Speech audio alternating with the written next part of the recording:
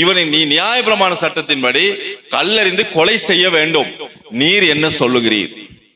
ஆண்டவர்கிட்ட கேட்கிறான், நீ என்ன சொல்லுகிறீர்? சட்டத்தின்படி கல்லெறிஞ்சு கொள்ளணும். கல்ல கையில வச்சுக்கிட்டு இருக்கிறாங்க.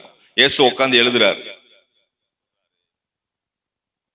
உங்களில் எவன் பாவம் செய்யவில்லையோ அவன் முதலாவது கல்லை இந்த ஸ்திரீயின் மேல் எரிய கடவான் அப்படின்னாரு. எல்லாரும் தன்னை நிதானிச்சு பார்த்தாங்க. அவங்க எல்லாருக்குள்ள என்ன இருக்குது? பாவம் இருக்குது. யாரும் கல்லடிக்கக்கூடிய தகுதி ஒருத்தருக்குமே இல்ல. எல்லாரும் கல்ல போட்டு என்ன செய்தாங்க? போயிட்டாங்க. இயேசு அந்த ஸ்திரீ அண்ணாந்து பாக்குறாரு. அவ பார்வையிலே அவளுக்கு தெரிஞ்சிருக்கும். என்ன தெரிஞ்சிருக்குன்னா, என் மேல கல்லெறியக்கூடியவர் ஒரே ஒருத்தர் தான் இருக்கிறார். அவர் யாரு?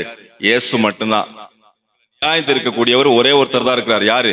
இயேசு மட்டும்தான். வேற யாரும் உங்களை நியாயம் தீர்க்க முடியாது. வேற யாரும் உங்களை குற்றப்படுத்த முடியாது. இயேசு ஒருவர் தான் உங்களை நியாயம் தீர்க்க முடியும்.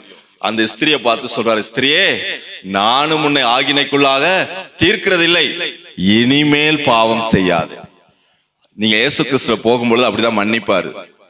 நான் உன்னை மன்னிக்கிறேன்மா, ஆனா இனிமேல் என்ன செய்யாத?